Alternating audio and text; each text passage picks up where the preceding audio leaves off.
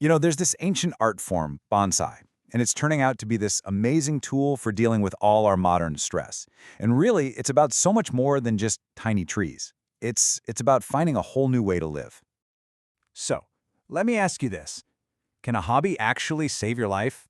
I know, it sounds a little dramatic, right? But for a whole lot of people who are getting into bonsai, the answer is a huge, life-changing yes. Okay, so let's get real for a second. We're living in this world that's super connected, but at the same time, so many of us feel, well, disconnected. There's this deep loneliness, this feeling of, what's my purpose? And in that search for some kind of meaning, people are turning to this really unlikely source for healing, a living, breathing art form. Think about it, especially after a huge life change, like, say, retirement. One day you've got this whole routine, and the next, poof, it's gone. That void, that sudden emptiness, it can be really profound. It can feel like your whole role in the world is just over. But this is where everything starts to shift. We're not just talking about a pretty plant you stick on a shelf and forget about. No way. The people who do this, they describe their bonsai as a lifelong friend, a companion. It's a relationship that actually grows and gets deeper and deeper over the years, literally decades. So you can see how this builds into something that's way more than just ownership. It's not like owning a car or a piece of furniture. It's really about getting into a partnership, a real two-way street with another living thing. And I love this quote because it just nails the whole dynamic. It's this beautiful push and pull. On one hand, yeah, you're the master, the artist, carefully pruning and shaping the branches. But on the other hand, you're totally the slave, tending to its every need, making sure it has water, food, you're serving it. So that's the big change, right? You go from just being a passive owner of something you could easily replace to being an active partner in a commitment that could last a lifetime. And you start to learn its language, not through words, obviously, but through just paying attention. You can see its health, you learn what it needs, just by looking. And look, this deep connection, it isn't just some philosophical woo-woo thing. It actually translates into very real health benefits, stuff that science is starting to back up. Those little daily routines of taking care of the tree, they actually become a powerful kind of therapy for you too. I mean, think about the simple stuff, the watering, the pruning. That's gentle, daily exercise. It gets you outside, into the sun and fresh air. Your eyes are focusing on tiny leaves and branches instead of a bright screen all day.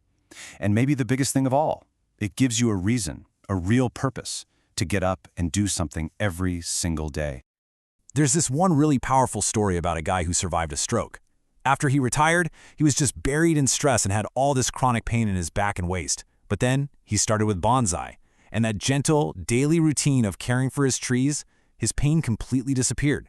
It just vanished. His focus wasn't on what was wrong with him anymore. It was on this new life he was nurturing.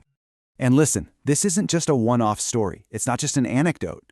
Medical professionals are actually starting to say that for certain conditions, getting your hands dirty and engaging with nature can be even more effective than some traditional psychiatric medicines. That's a huge statement. Actually, there's a name for this whole idea. It's called nature social prescription. It's this emerging trend in medicine where doctors are literally writing prescriptions, but not for pills. They're prescribing time in nature. Go for a walk, do some gardening. It's a formal acknowledgement of just how powerful nature is for healing us, body and mind. Okay, so we've talked about the physical benefits, the mental benefits, but now we're getting to what might be the most powerful part of all of this. The single most profound aspect of bonsai therapy, how it gives you a deep, incredible sense of purpose. You know, a medical expert pointed out something really interesting. He said, the opposite of happiness isn't sadness. Sadness comes and goes. The real opposite of happiness is emptiness, that hollow feeling of having no purpose, no why to get you out of bed in the morning. That's what really crushes us. And that's where the bonsai comes in. It's the antidote to that emptiness. Because a bonsai isn't just a tree, it's a project that might even outlive you. It's your life's work, right there in miniature. It's a future that you are literally shaping with your own hands. And that gives you a very real, very tangible, living reason to keep going. But here's the thing.